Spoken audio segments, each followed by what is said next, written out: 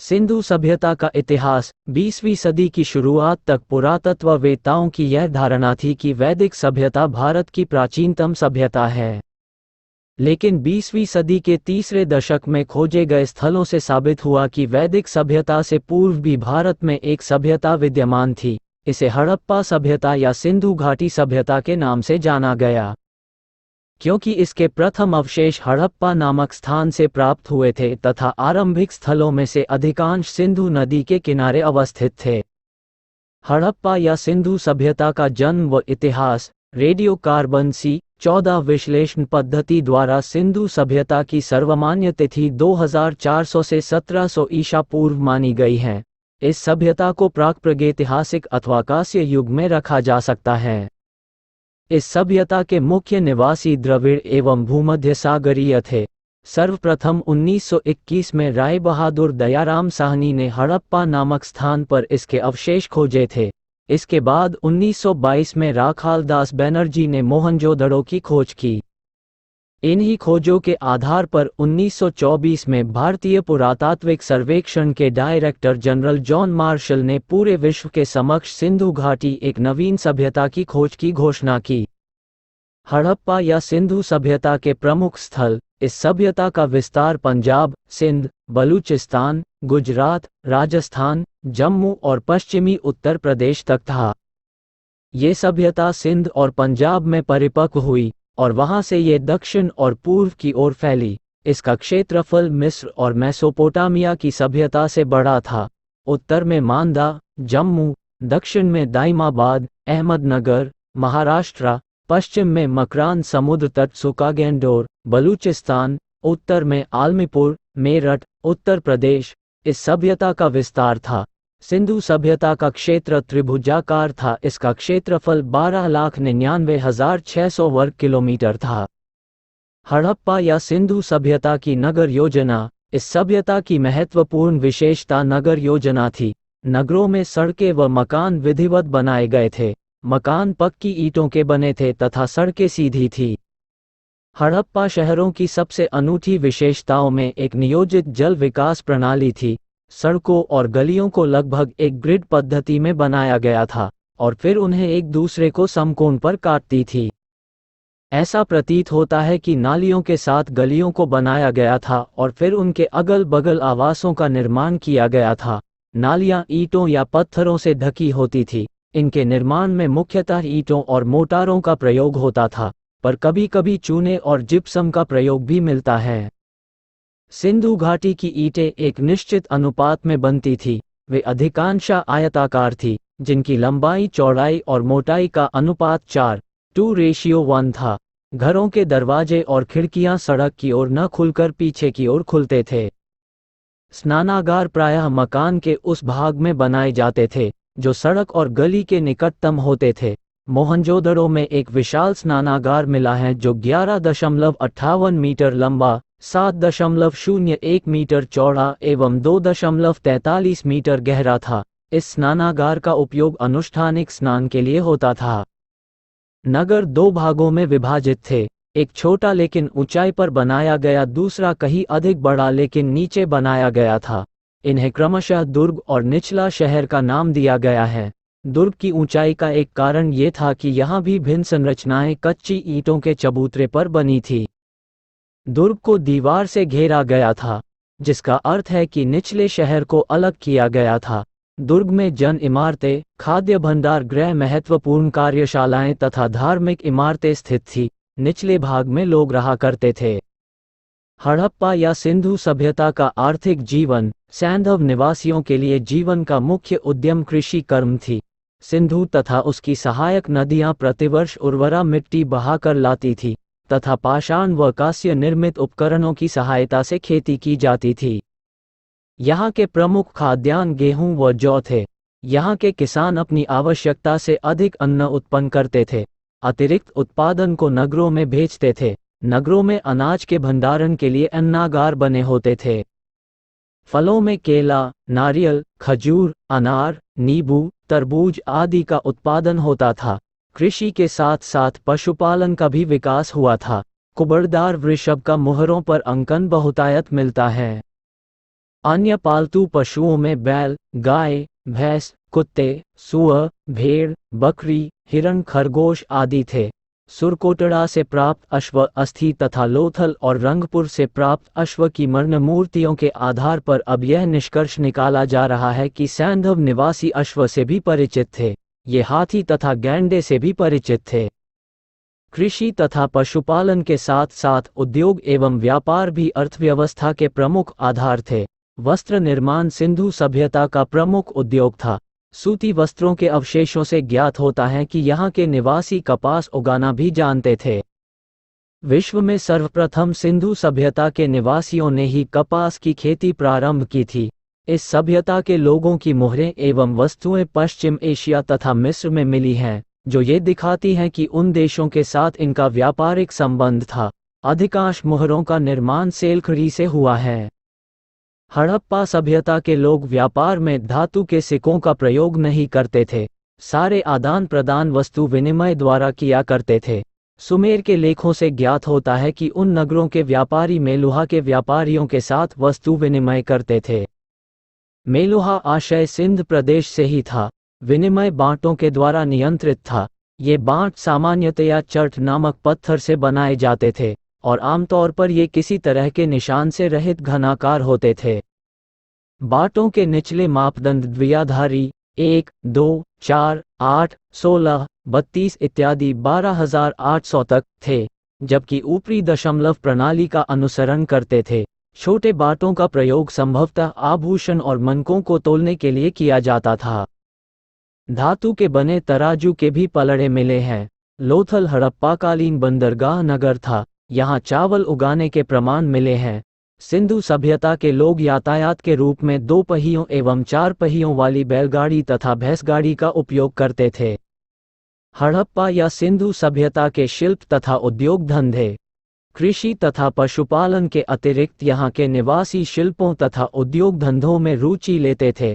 सिंधु सभ्यता के निवासी धातु निर्माण उद्योग, आभूषण निर्माण उद्योग, बर्तन निर्माण उद्योग, औजार निर्माण उद्योग एवं परिवहन उद्योग से परिचित थे। भारत में चांदी सर्वप्रथम सिंधु सभ्यता में पाई गई है। खुदाई में प्राप्त कताई बुनाई के उपकरणों से पता चलता है कि कपड़ा बुनना एक प्रमुख उद्योग था। चाक पर मिट्टी के बर्तन बनाना, खिलौने बनाना, मुद्राओं का निर्माण करना, आभूषण एवं गुड़ियों का निर्माण करना आदि कुछ अन्य प्रमुख उद्योग धंधे थे। इस काल में कुम्हार के चाक का खूब प्रचलन था और इसके मृद भांड चिकने और चमकीले होते थे। लकड़ी की वस्तुओं से पता चलता है कि बधाईगिरी का व्यवसाय होता है। हड़प्पा या सिंधु सभ्यता का सामाजिक जीवन। हड़प्पा और सिंधु घाटी के निवासियों का सामाजिक जीवन सुखी और सुविधापूर्ण था। वह सामाजिक व्यवस्था का मुख्य आधार परिवार था। खुदाई से प्राप्त बहुसंख्यक नारी मूर्तियों से अनुमान लगाया जा सकता है कि उनका परिवार मात्र सत्तात्मक था। समाज व्यवसाय के आधार पर अनेक वर्गों में विभाजित था: पुरोहित, व्यापारी, शिल्पकार और श्रमिक। हड़प्पा की खुदाई में अत्यंत विशाल और लघु मकान पास पास मिले हैं, जो इस बात प्रमाण है कि धनी निर्धन का भेदभाव नहीं था। सैंधव निवासी शाकाहारी और मांसाहारी दोनों प्रकार के भोजन करते थे। गेहूं, जौ, चावल, तिल तथा दाल उनके प्रमुख खाद्यान्न थे।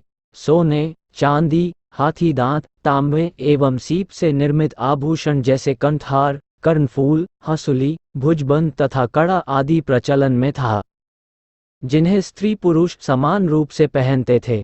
सिंधु सभ्यता के निवासी आमोद प्रमोद के प्रेमी थे। जुआ खेलना, शिकार करना, नाचना, गाना बजाना आदि उनके मनोरंजन के साधन थे। पासा इस युग का प्रमुख खेल था। मछली पकड़ना तथा चिड़ियों का शिकार करना नियमित क्रियाकलाप था। मिट्टी के अतिरिक्त सोने, चांदी व तांबे से निर्मित बर्तनों का प्रयोग होता था। लघु मृन्मूर्तियां सिंधु घाटी में भारी संख्या में आग में पकी मिट्टी की मूर्तियां मिली हैं। इसका प्रयोग या तो प्रतिमाओं के रूप में होता था, यद्यपि नर और नारी दोनों की मूर्तियां मिली हैं, जिनमें नारी की मिट्टी की बनी मूर्तियों की संख्या अधिक है। हड़प्पा या सिंधु सभ्यता का धार्मिक जीवन। मातृ देवी के संप्रदाय का सैंधव संस्कृति में प्रमुख स्थान था। मातृ देवी की ही भांति देवता की उपासना में भी बलि का विधान था। यहाँ पर पशुपतिनाथ लिंग योनि वृक्षों व पशुओं की पूजा की जाती थी। ये लोग भूत प्रेत, अंधविश्वास व जादू टोना पर भी विश्वास करते थे। मोहनजोदड़ो से प्राप्त एक मुहर पर पद्मासन लगाए एक 3 मुख वाला पुरुष ध्यान मुद्रा में बैठा हुआ है, जिसके सिर पर 3 सिंह हैं, बाई और एक गैंडा तथा भैंसा दाई और एक हाथी और बाघ हैं। आसन के नीचे 2 हिरण बैठे हुए हैं। इसे पशुपति महादेव का रूप माना गया है। हड़प्पा से पकी मिट्टी की स्त्री मूर्तिकाएं भारी संख्या में मिली हैं। एक मूर्तिका में गर्भ स्त्री के गर्भ से निकला पौधा दिखाया गया है, जिससे माना गया है कि धरती की उर्वरता की देवी माना जाता है। हड़प्पा में पशु पूजा का भी प्रचलन था। इसमें सबसे अधिक महत्व का है एक सींग वाला जानवर, जो गैंडा हो सकता है। इसके बाद का महत्व वाला जानवर है कुबड़ वाला सांड। फाख्ता एक पवित्र पक्षी माना जाता है। लोथल, गुजरात और कालीबंगा, राजस्थान के उत्खननों के परिणामस्वरूप कई अग्निकुंड एवं अग्निवेदिकाएं मिली हैं। वृक्ष पूजा भी प्रचलित थी, परंतु सिंधु सभ्यता में मंदिर के प्रमाण नहीं मिले हैं। स्वास्तिक चिन्ह संभवतः हड़प्पा सभ्यता की देन है। शवाधान, सामान्यतः मृतकों को कब्रों में दफनाया जाता था। कुछ कब्रों में मृत भांड व आभूषण मिले हैं, जो संभवतः एक ऐसी मान्यता की ओर संकेत करते हैं जिसके अनुसार इन वस्तुओं का मृत्युपरांत प्रयोग किया जा सकता था। हड़प्पा या सिंधु सभ्यता का राजनीतिक जीवन। सिंधु सभ्यता में राजनीतिक संगठन का स्पष्ट अभाव था। यहाँ अस्त्र शस्त्रों का भी अभाव था। इन लोगों का ध्यान विजय की ओर उतना नहीं था जितना वाणिज्य की ओर था। हड़प्पा का शासन संभवतः वणिक वर्ग के हाथों में था। हड़प्पा या सिंधु सभ्यता की लेखन कला, दुर्भाग्यवश अभी तक सिंधु सभ्यता की लिपि को नहीं पढ़ा जा सका है। इस लिपि में कुल मिलाकर 250 से 400 तक चित्राक्षर हैं और इसके चित्र के रूप में लिखा हर अक्षर किसी ध्वनि, भाव या वस्तु का सूचक है। ये लिपि वर्णात्मक नहीं बल्कि चित्रलेखात्मक है। ये लिपि प्रथम लाइन में दाएं से बाएं तथा द्वितीय लाइन में बाएं से दाएं लिखी गई है। ये तरीका बोस्टरोफिडन कहलाता है। हड़प्पा या सिंधु सभ्यता का अंत। सिंधु लिपि अभी सही ढंग से पढ़ी नहीं जा सकी है। अनुमान है कि इस सभ्यता का पतन प्राकृतिक कारणों से हुआ। वहां उस युग में रहने वाले निवासियों द्वारा परिश्रम से बनाए गए नगर भूपरिवर्तन से खंडहर बन गए। किंतु उस अतीत में विकसित सभ्यता और संस्कृति के तत्व नष्ट नहीं हो सके। उसका आगे आने वाले युगों में भारतीय जनजीवन में परोक्ष प्रभाव बना रहा। भारतीय संस्कृति के प्रारंभिक चरणों के निर्माण में सिंधु सरस्वती सभ्यता का महत्वपूर्ण योगदान रहा। यह सिंधु सभ्यता तकरीबन 1000 साल रही। सिंधु सभ्यता आंतरिक एवं बाह्य व्यापार के संतुलन पर आधारित थी। विभिन्न कारणों से यह संतुलन टूट गया तथा सभ्यता का पतन हो गया। इसके अंत के कारणों के बारे में इतिहासकार एकमत नहीं है और अलग अलग मत दिए जाते हैं, जिनमें प्रमुख है जलवायु परिवर्तन, नदियों के जलमार्ग में परिवर्तन, आर्यों का आक्रमण, बाढ़, सामाजिक ढांचे में बिखराव, भूकंप आदि। सिंधु सभ्यता के पतन का अर्थ सभ्यता की समाप्ति न होकर सभ्यता का रूप परिवर्तन है। बाद के काल में ये सभ्यता एक बार फिर से नगरीय चरण से ग्रामीण चरण पहुंच गई।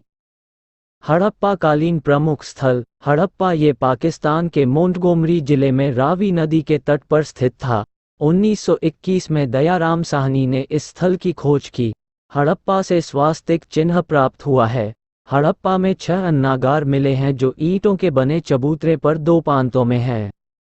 प्रत्येक की लंबाई 15.23 मीटर एवं चौड़ाई 6.09 मीटर है। यहाँ फर्श की दरारों में गेहूं और जौ के दाने मिले हैं। हड़प्पा में 2 कमरे वाले बैरक मिले हैं जो कि श्रमिकों के रहने के लिए बने थे। यहाँ से प्राप्त मोहरों पर सबसे अधिक टंकन श्रृंगी पशु का है।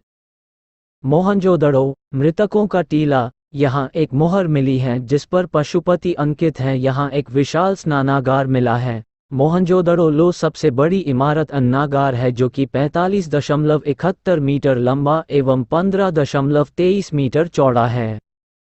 एक अन्य मोहर पर कुबड़ वाले बैल की आकृति बनी हुई है। यहाँ से सीप का पैमाना, कांसे की नृत्यांगना नारी की मूर्ति, सूती वस्त्र के साक्ष्य, घोड़े के अस्तित्व का संकेत प्राप्त हुआ है। कालीबंगा, काले रंग की चूड़ियाँ, कालीबंगा में जूते हुए खेत के साक्ष्य मिले हैं, जहां 2 अलग अलग फसलें उगाई जाती थी। यहाँ पर जल निकास प्रणाली का अभाव मिलता है। यहाँ युगल शवाधान का प्रमाण मिलता है। यहाँ के मकानों में एक पल्ले वाला दरवाजा लगा है। कालीबंगा में अलंकृत ईंटें एवं अग्निकुंड भी प्राप्त हुए हैं। लोथल, इसे लघु हड़प्पा या लघु मोहनजोदड़ो भी कहा जाता है। ये हड़प्पा कालीन बंदरगाह नगर था। यहाँ चावल उपजाने के अवशेष पाए गए हैं। यहाँ से अन्न पीसने की चक्की, युगल शवाधान के साक्ष्य, फारस की मोहरें, नाव के साक्ष्य, अग्निवेदी के प्रमाण, हाथी दांत का पैमाना आदि भी प्राप्त हुए हैं। लोथल में एक चित्रित मृद्भांड मिला है जो पंचतंत्र की कहानी चालाक लोमड़ी की याद दिलाता है। चन्हुदड़ो सिंधु सभ्यता एवं संस्कृति के बाद जुकर और झांग संस्कृति विकसित हुई। यहाँ मन के बनाने का कारखाना, लिपस्टिक, 1 ईंट पर बिल्ली का पीछा करते हुए कुत्ते के पैर के निशान, गुड़िया बनाने का कारखाना आदि प्राप्त हुए हैं। चन्हुदड़ो में वक्राकार ईंटें व कांस्य की बैलगाड़ी एवं इक्का गाड़ी के अवशेष भी प्राप्त हुए हैं। रंगपुर, यह गुजरात के मादर नदी के तट पर अवस्थित था। यहाँ धान की भूसी का साक्ष्य एवं कच्ची ईंटों का दुर्ग मिला है। धौलावीरा, यहाँ से हड़प्पा संस्कृति के उत्थान और पतन के साक्ष्य साथ साथ मिले हैं। ये भारत में सबसे बड़ा हड़प्पा कालीन स्थल है। सिंधु सरस्वती सभ्यता, सिंधु और सरस्वती नदी अब भौतिक रूप में विद्यमान नहीं है। भूसंरचना में परिवर्तन के कारण यह विलुप्त हो गई है। वर्तमान में अस्तित्व में नहीं होने के कारण कतिपय विद्वान सरस्वती नदी को मात्र कल्पना मान रहे हैं, लेकिन भू उपग्रह द्वारा खींची गई तस्वीरों से सरस्वती नदी के बहाव क्षेत्र का अब पता लग गया है। अतः सलिला आज भी यह प्रवाहित है। वैदिक साहित्य रामायण व महाभारत में सरस्वती नदी के अस्तित्व के पर्याप्त प्रमाण उपलब्ध होते हैं। महाभारत युद्ध के समय कृष्ण के भाई बलराम ने सरस्वती नदी पर स्थित तीर्थों की यात्रा की थी, इसका विवरण प्राप्त होता है। राजस्थान के मरु प्रदेश में भी सरस्वती नदी के किनारे बसे कई नगरों के पुरातात्विक अवशेष आज भी विद्यमान है। कालीबंगा उनमें से एक है, जो हनुमानगढ़ जिले में स्थित है। सिंधु घाटी सभ्यता, सिंधु व सरस्वती नदी तथा इसकी सहायक नदियों के विस्तृत भूभाग में विकसित मानव सभ्यता को सिंधु सरस्वती सभ्यता के नाम से जाना जाता है। इस विकसित सभ्यता के बारे में पहले किसी को पता नहीं था कि भारत की प्राचीन सभ्यता का प्रमुख केंद्र रहा है। ये सभ्यता मिट्टी के टीलों में दबी हुई थी। मिट्टी के टीलों में दबी हुई इस सभ्यता का काल क्या था? ये कब चरमोत्कर्ष पर थी और कब इसका अवसान हुआ, इस बारे में विद्वानों में मंतव्य नहीं है। लेकिन मोटे तौर पर यह माना जाता है कि इस सिंधु सरस्वती सभ्यता का जन्म काफी पहले हुआ था और 3250 ईसा पूर्व तक ये पूर्ण रूप से विकसित हो गई थी। इसके बाद ये 3250 से 2750 ईसा पूर्व तक चरम विकास पर पहुंच गई थी। फिर 2750 ईसा के बाद इस सभ्यता का अवसान प्रारंभ हुआ और 1500 के पूर्व तक आते आते यह विलुप्त हो गई। सिंधु सरस्वती सभ्यता का उत्खनन सन 1921 में राय बहादुर दयाराम साहनी ने अविभाजित भारत के पंजाब प्रांत के मांटगोमरी जिले के हड़प्पा नामक कस्बे के पास बहने वाली रावी नदी के बाएं किनारे पर स्थित एक पुरातात्विक टीले की खोज की। राय बहादुर दयाराम साहनी की तरह ही भारत के अन्य पुरातत्ववेत्ता राखलदास बनर्जी ने सन 1922 में अविभाजित भारत के सिंध प्रांत के लरकाना जिले में बहने वाली सिंधु नदी के पूर्वी किनारे पर स्थित मोहनजोदड़ो नामक टीले की खोज की। मोहनजोदड़ो का अर्थ होता है मुर्दों का टीला। इस टीले की खुदाई से 9 बार बसने और 9 बार उजड़ने वाले एक व्यवस्थित नगर के अवशेष बाहर निकल आए। खोज के क्रम में आर्लस्टाइन ने पूर्वकालीन बहावलपुर रियासत हाकरा नदी, जो भारत की विलुप्त प्राचीन सरस्वती नदी के विस्तार का क्षेत्र था, इसके सूखे रास्ते 11 पुरातात्विक स्थल खोज निकाले। सिंधु सरस्वती सभ्यता से संबंधित अब तक 1500 स्थल खोजे गए हैं, उनमें से 900 स्थल भारत में हैं तथा 600 स्थल पाकिस्तान में हैं। सन 1947 में भारत के विभाजन के बाद सिंधु सरस्वती सभ्यता के कुछ पुरातात्विक बड़े स्थल हड़प्पा, मोहनजोदड़ो, गनवेरीवाला आदि पाकिस्तान के हिस्से में चले गए। कालीबंगा, राखीगढ़ी, धोलावीरा, लोथल, रंगपुर आदि बड़े पुरातात्विक भारत में हैं। भारत के पुरातत्व विशेषज्ञों और इतिहासकारों ने स्वतंत्र भारत में सन 1947 के बाद नए ढंग से कार्य प्रारंभ किया। पंजाब, हरियाणा, राजस्थान और गुजरात में सिंधु घाटी और उसके पहले तथा समानांतर प्रणाली पर विकसित होने वाली सरस्वती दर्शवती नदी घाटी से संबंधित कई स्थल खोज निकाले। सन 1953 में अमलानंद घोष ने राजस्थान के बीकानेर संभाग में लगभग 25 पुरातात्विक स्थलों की खोज की, जिसमें सबसे प्रमुख कालीबंगा है। पंजाब में रोपड़, बाड़ा, संधोल, गुजरात में रंगपुर, लोथल, रोजदी, हरियाणा में राखीगढ़ी, बनवाली, मिताथल आदि स्थानों पर सिंधु सरस्वती सभ्यता के अवशेष मिले हैं। सिंधु सरस्वती सभ्यता की विशेषता, नगर नियोजन। सिंधु सरस्वती सभ्यता के विकसित और उन्नत स्तर को प्रकट करने वाले अवशेषों में सबसे महत्वपूर्ण अवशेष इस सभ्यता से संबंधित नगरों के हैं। ऐसे नगरावशेषों में हड़प्पा व मोहनजोदड़ो दोनों अब पाकिस्तान में, कालीबंगा राजस्थान, राखीगढ़ी हरियाणा तथा धोलावीरा लोथल गुजरात के अवशेष अत्यधिक महत्वपूर्ण हैं। इन नगरों के अवशेषों से ये तथ्य भी उद्घाटित होता है कि सिंधु सरस्वती सभ्यता काल के भारतवासी पहले योजना बनाकर अपने नगरों और नगरों में निर्मित किए जाने वाले भवनों व आवासों का निर्माण करते थे। उनका भवन निर्माण कला संबंधी ज्ञान, आधुनिक स्थापत्य अभियांत्रिकी, सिविल इंजीनियरिंग के स्तर का था। सिंधु घाटी सभ्यता में नगर की आवास योजना, सिंधु सरस्वती सभ्यता के नगरों की सुव्यवस्थित सड़क प्रणाली के परिणामस्वरूप स्वतः नगरों की आवास योजना में एक व्यवस्था उत्पन्न हो गई थी और नगर कई खंडों और मोहल्लों में विभक्त होकर सुनियोजित स्वरूप में उभर गए थे। सामान्यतया प्रत्येक मकान में बीच में खुला आंगन रखा जाता था और आंगन के चारों तरफ कमरे बनाए जाते थे।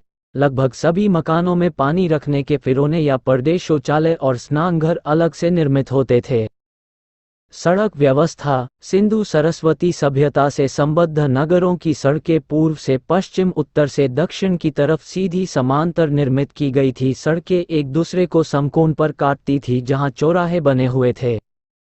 नगरों की मुख्य और बड़ी सड़कें सामान्यतया 10 मीटर, छोटी सड़कें 5 मीटर तथा गलियां 1 से 2 मीटर तक चौड़ी होती थी। सड़कों के किनारों पर स्थान स्थान पर कूड़ा कचरा डालने के लिए कचरा पात्र रखे रहते थे।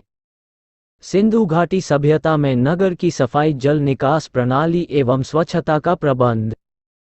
सिंधु सरस्वती सभ्यता से संबंधित नगरों और नगरों के मकानों में स्वच्छता और सफाई की समुचित व्यवस्था देखने को मिलती है। नगरों की गलियां, सड़कों और मुख्य सड़क पर बनी बड़ी बड़ी नालियों और गटरों से सहज ही यह अनुमान लगाया जा सकता है कि मकानों, मोहल्लों और पूरे नगर से गंदा पानी बाहर निकालने की समुचित व्यवस्था थी। रोजमर्रा का कूड़ा कचरा डालने के लिए सड़कों पर जगह जगह कूड़ा पात्र रखे गए थे। सिंधु सरस्वती सभ्यता के नगरों में निजी मकानों एवं नगरों में सार्वजनिक सफाई और स्वच्छता का प्रबंध नजर आता है, जिससे ये साफ जाहिर हो जाता है कि सिंधु सभ्यता काल में भारतवासियों का जीवन स्तर उच्च था। वे शोभा और दिखावे के स्थान पर सुविधा और उपयोगिता को अधिक महत्व देते थे और स्वास्थ्य के प्रति जागरूक थे। विशेष सामग्री एवं भग्नावशेष। सिंधु सरस्वती सभ्यता के काल के विभिन्न नगरों की पुरातात्विक खुदाई में कुछ विशेष प्रकार की निर्मितियां, भवन और इमारतों के भग्नावशेष मिले हैं। इसमें नगर के गढ़ी वाले भाग में रक्षा प्राचीर, धातु पिघलाने के स्थान, भट्टियां, यज्ञ वेदियां, विशाल स्नानागार तथा विशाल अन्नागार आदि प्रमुख है। ये अवशेष सभ्यता की उन्नति व वैज्ञानिकता के प्रमाण है। सिंधु घाटी सभ्यता के लोगों का सामाजिक जीवन। सिंधु सरस्वती सभ्यता से संबंधित विभिन्न स्थानों की खुदाई में कई ऐसी वस्तुएं मिली है जिनसे ये पता चलता है कि उस काल में समाज में कई तरह के काम धंधे करने वाले लोगों से मिलकर बना था। व्यक्ति अपनी योग्यता के अनुसार विभिन्न कार्य कर सामाजिक व्यवस्था को बनाए रखने में अपना योगदान देता था। धार्मिक, प्रशासनिक, चिकित्सा, सुरक्षा और उत्पादन कार्य प्रमुख थे। सिंधुकालीन परिवार व्यवस्था। सिंधु सरस्वती सभ्यता काल के भवनों व मकानों की व्यवस्था के आधार पर यह स्पष्ट होता है कि उनके समाज की प्रमुख इकाई परिवार ही था। बहुत अधिक संख्या में नारियों की मूर्तियां मिलने से यह माना जाता है कि सिंधु सरस्वती सभ्यता के काल के समाज और परिवार में नारी को सम्मानजनक स्थान प्राप्त था। पर्दा प्रथा प्रचलित नहीं थी। स्त्रियां चांदी व तांबे के आभूषण पहनती थी। ये लोग सूती वस्त्र पहनते थे। इन्हें अस्त्र शस्त्र का भी ज्ञान नहीं था। मनोरंजन के साधनों में संगीत, नृत्य व शिकार प्रमुख थे। सिंधु सरस्वती सभ्यता के लोग गेहूं, जौ, चावल, दूध तथा मांसाहार का भोजन में उपयोग करते थे। सिंधु कालीन सभ्यता में लोगों का आर्थिक जीवन स्तर। कृषि एवं पशुपालन। कालीबंगा में जुते हुए खेत के अवशेष मिले हैं। इससे लगता है कि सिंधु सरस्वती सभ्यता के लोग खेती करते थे। वस्तुओं पर बने चित्रों के आधार पर पता चलता है कि सिंधु सरस्वती सभ्यता काल के लोग गेहूं, जौ, चावल, तिल आदि की खेती करते थे। फल भी उगाते थे। कृषि के साथ पशुपालन सिंधु घाटी सभ्यता से संबंध लोगों का दूसरा मुख्य व्यवसाय था। पालतू पशुओं में गौवंश का बहुत अधिक महत्व था। व्यापार व वाणिज्य। यहाँ के निवासी तांबे व कांसे के बर्तन व औजार बनाने के साथ ही मिट्टी के बर्तन व मटके बनाने की कला में भी निपुण थे। चन्हुदड़ो तथा कालीबंगा की खुदाई में तोल के अनेक बाट मिले हैं। मोहनजोदड़ो में सीप की एक टूटी पटरी मिली है। ये अवशेष उनके उन्नत और विकसित व्यापारिक तथा गणित संबंधी ज्ञान के परिचायक है।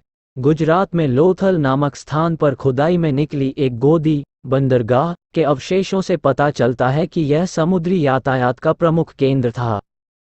मिस्र, सुमेर, सीरिया आदि दूर के देशों से इनके घनिष्ठ व्यापारिक संबंध थे।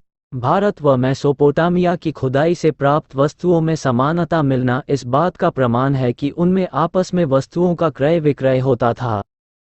व्यापार की उन्नत व्यवस्था के कारण ही सिंधु सरस्वती सभ्यता को व्यापार प्रधान सभ्यता कहा जाता है।